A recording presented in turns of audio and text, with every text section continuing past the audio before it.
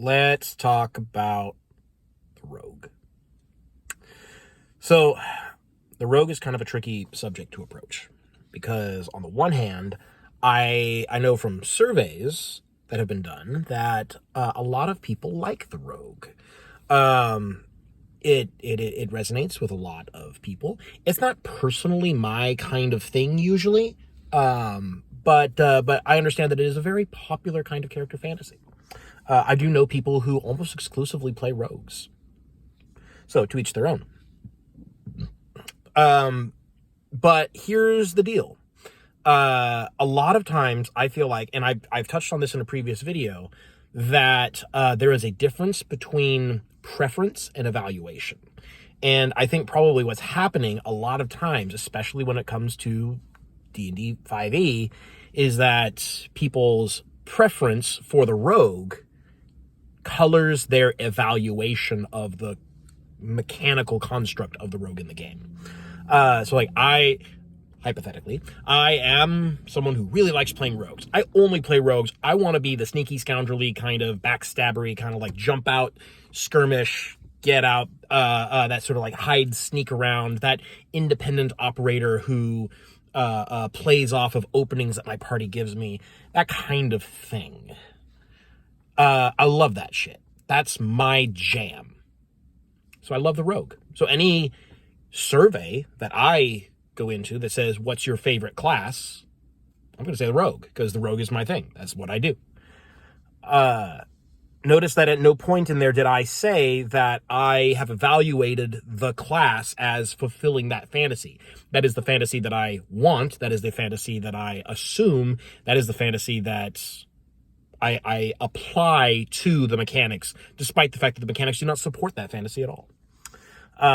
The rogue in 5th edition is in a really sad state. Mechanically speaking, it is arguably the weakest class in the game. It's arguable. It kind of does actually vary from table to table because some DMs will evaluate or will utilize ability checks more than others, and allow more freedom in that aspect. And so the rogue can get some decent skill numbers in a wide variety of skills. So like that will push the rogue above other bottom tier classes. Like, you know, potentially the rogue could surpass, say, the barbarian, who I would say is the other weakest class in the game. But it's never going to make the rogue good. It never pushes them out of F tier. The rogue and the barbarian are at the bottom of F tier. It's just a matter of like which one is actually on the very, very bottom. So here's how I would fix the rogue. And this is another class where I actually did put some work into it. I did a rogue rewrite. I never got it into a condition that I would consider to be done. And it certainly has some balance issues that have been pointed out to me afterwards. But it's like, I'm done working on it. I'm not doing this anymore. So I don't plan on doing any more updates for it, but I will link the PDF in the description, and you can see what it's like from there. Like I would call that a rough outline in a playable state, not a completed class. So feel free to take that and apply it and update it if you wish for your games. So step number 1, double sneak attack damage. Make it 1d6 per rogue level. The pace of sneak attack in the PHB is atrocious. It does not keep up with anyone else's damage output. It does not make up for not having an extra attack. It does not scale well with the rest of the game. The rogue is one of those classes that just does not scale correctly or appropriately with other classes. So that's number 1, double sneak attack damage. And this is with the assumption that sneak attack is going to be your main source of damage.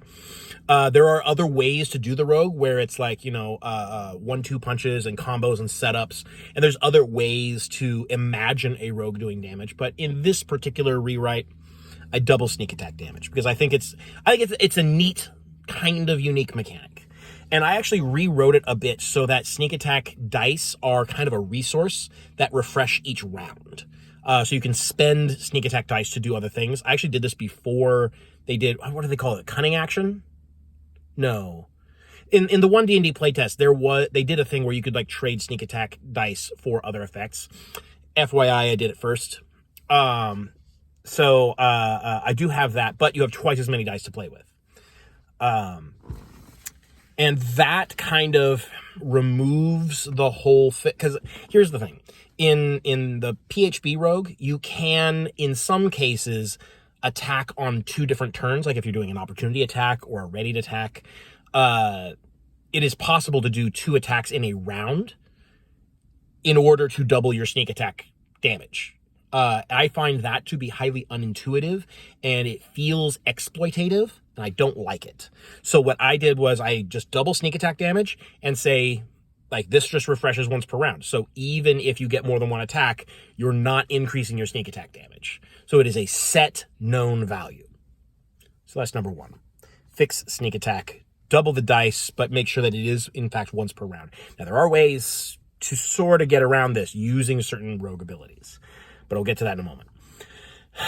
Number 2 is we're going to emphasize the importance of skills, because the rogue is supposed to be the skill monkey class. Like, even though they are frequently outclassed by either the bard or by people casting spells and just bypassing the need for ability checks. That happens too. But the rogue is supposed to be the master of skills. So what I did was I created a system of rogue tricks. Rogue tricks are either active or passive. If they're passive, they're on all the time. If they're active, it takes an action to use them. Which becomes a little bit of an issue when you realize that, oh, I can do a rogue trick or I can attack. Well, that's not very good. I'm just going to attack because that's pretty much always the default correct answer. But I has a solution. So my class scales at 5, 11, and 17, just as cantrips do. But instead of getting extra attacks, because like your damage is going to scale up with sneak attack, so you don't need extra attacks. So what I do instead is I give you extra actions, whole extra actions, but you can't take the same action twice using this ability. I think that is pretty evocative. And if you think about it, like what's the default action? This is getting into my head on the design, blah blah blah blah. Getting into my head on the design front. Here's my evaluation. So, number 1 default action is attack. Number 2 default action is dodge. So if you can attack and dodge every turn, that's probably what you want to do, all else being equal, right? So what I did was I took the dodge action as sort of my baseline standard of power, and any combat-related rogue tricks that are active, I balanced against that. So oftentimes it is better to use a rogue trick than to dodge. And that is how the rogue scales. You start getting more and more tricks, and you get more and more actions to use these tricks with. And it can be even things like using a poisoner's kit to apply poison to your weapon to do more damage. In fact, I have 3 subclasses. It's the assassin, the scoundrel, and the spell thief. And the assassin is all about doing poison stuff. So there's like the poisoner rogue trick, which I can't remember how much damage it adds, but basically as an action, you apply poison to your weapon and it increases the damage. It like adds poison damage to your next attack with that weapon. Pretty baseline. It's basically just getting more, like it's damage that stacks with sneak attack. But the assassin gets to do more damage, and there's a save involved. So the assassin does more damage if they fail their save, and it like bypasses resistances to poison and things like that. So the assassin is like really focusing on that poison damage and doing lots of damage in a single attack. Excuse me. The scoundrel, I think, is more about like infiltration and exploration, and then the spell thief, I'm really proud of, to be honest. The spell thief is a 1/3 caster, much like the arcane trickster, but their class features are all about gaining spells from other sources. So at one point, you gain the ability to counterspell, and if you successfully counterspell, you actually gain the spell that you countered, and you can cast that later using whatever normal action it is to cast that spell. And then there's one where like you can dispel an ongoing spell effect and gain that spell to cast later. So there's like it's all about like gathering spells from external sources and then using them. Or there's one where like if you see a spell, you can add that to your known list. You can only have one at a time that way. So you have to forget an old one if you want to learn a new one. And then you have a few spells and spell slots on your own independently. So you don't have to have enemy spellcasters in order to operate with this subclass. So I think that's really, I am really, really proud of the Spell Thief as a subclass. It would be not super great. I think actually it would probably be a fairly standard subclass for an actual PHP rogue, because it doesn't interact. I don't think it has any way to I'm trying to remember. I don't think it has any way to interact with the base abilities of the class as I have written them. So it might be functional as an actual rogue subclass. I'd have to look into that. Maybe, and if it needs changing, I might just alter it and put it out there as a base rogue subclass. That wouldn't be too bad. I'm really happy with that subclass. But anyways, I have a list of a whole bunch of rogue tricks. These are things that nearly all of them require some proficiency in a skill. And that's kind of something that I started doing for one or two just so that they would not overshadow the need for proficiency. Let me give you an example. There's one where you are always aware if someone is lying to you. And then it does something else too. I don't remember what. But just passively, you always know if someone lies to you. But if you have that, what is the point of being trained in insight? Where that is a main use of insight, is to see if someone's trying to be deceptive.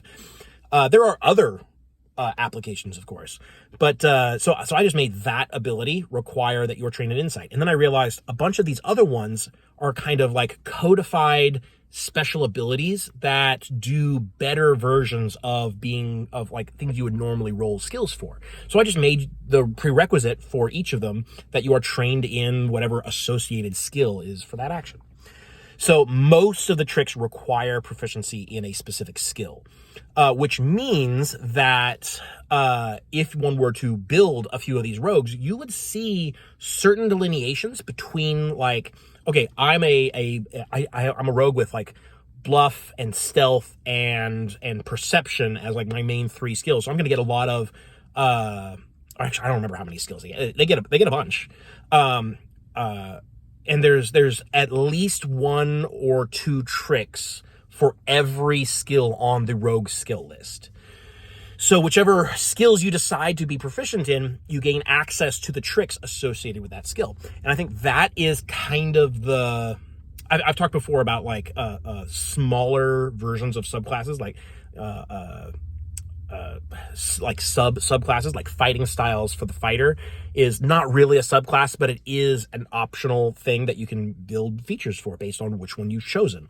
For the rogue, it's which skills did you pick is kind of the subclass. It's the smaller optional branching part of character building. You pick the skills that you want to be proficient in and gain access to the tricks associated with those skills. So different rogues trained in different skills would have access to different tricks, and they would be doing actual different things in play because of that. It's kind of like if you had to pick a handful of schools for spellcasters, and you could only learn spells from those schools. So spellcasters that learn from different schools will be casting different spells. It's that sort of idea. So that's the main new mechanic for my rogue redesign, with the rogue tricks. And you get a certain number of them and it scales up, and every time you level up, you can like swap one out as well. There's that. There's a lot of passive abilities. Like there's a lot of sort of iconic parts of the rogue that I didn't want to get rid of. Evasion being a big one. At a fairly, I want to say in the low teens or mid teens, I do add a thing where like if you can see an attacker all attacks, what is it? All attacks from creatures you can see are against you are at disadvantage. So that sort of negates the value of dodging. And that was sort of something that I kept in mind the entire time I was designing this class. Is that what if they dodge? Dodging is a pretty powerful action. Like if you are able to attack and dodge, that's pretty strong, which is why like the cleric casting Spirit Guardians and then just dodging every turn is such a powerful combo, because you're hard to affect. You're hard for the enemy to do anything to if you are dodging, especially if you have a decent AC, and these rogues do have a decent AC. So I always kind of like am looking for ways to mitigate the value of the dodge action, because I want the rogue to do other things. Dodging is powerful but kind of boring, so we're going to encourage the rogue to do rogue tricks. So we're going to take most of the value of the dodge action and put it into a sort of passive ability. It's on all the time.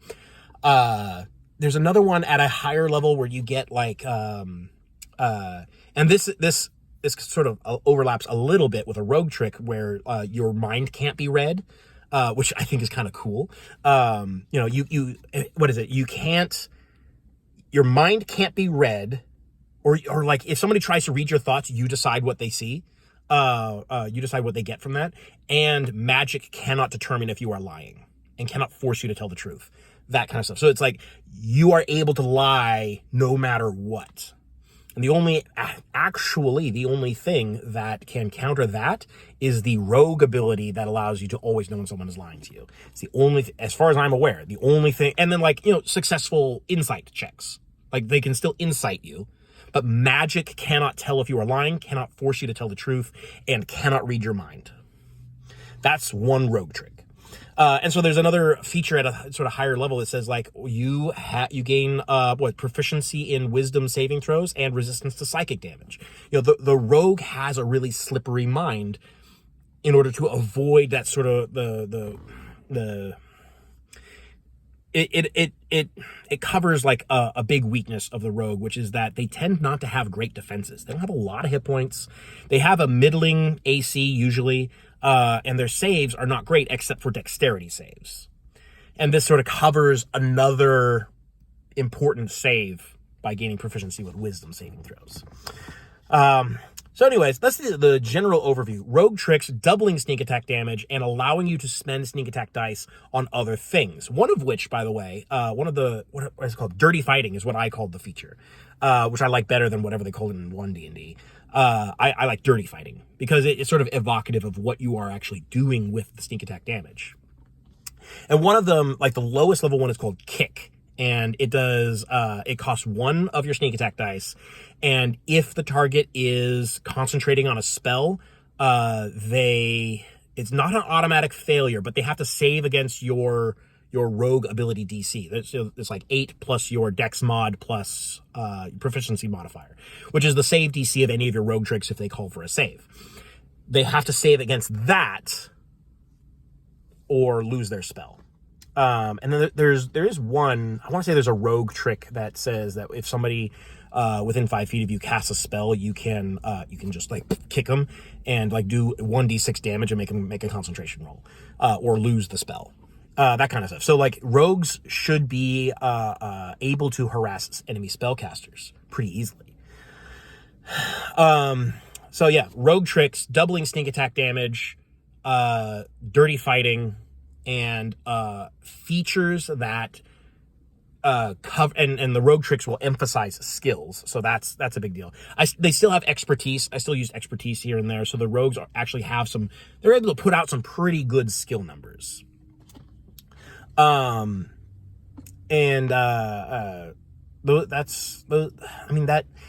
more or less covers it. So like, what are the weaknesses of the rogue in the PHB? Low damage, bad survivability, and they are anything that, all their like skills, the thing they're supposed to be really good at, outclassed by anyone else who wants to be good at that, either casting spells to invalidate the need for an ability check, or also being good at ability checks, like in the case of the Bard.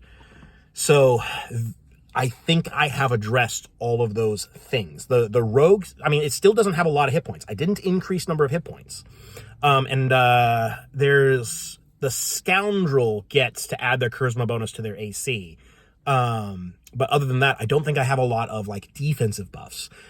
as far as like AC or hit points. But this rogue is still going to be hard to hit because they're able to take the dodge action without interfering with their attacks, or they're going to be able to do better than that. So it's imposing disadvantage so that they are actually hard to hit without having a good AC. And I think it's important to have lots of different types of defenses for these kinds of characters. This video has already gone pretty long, but those are my thoughts on rewriting the rogue.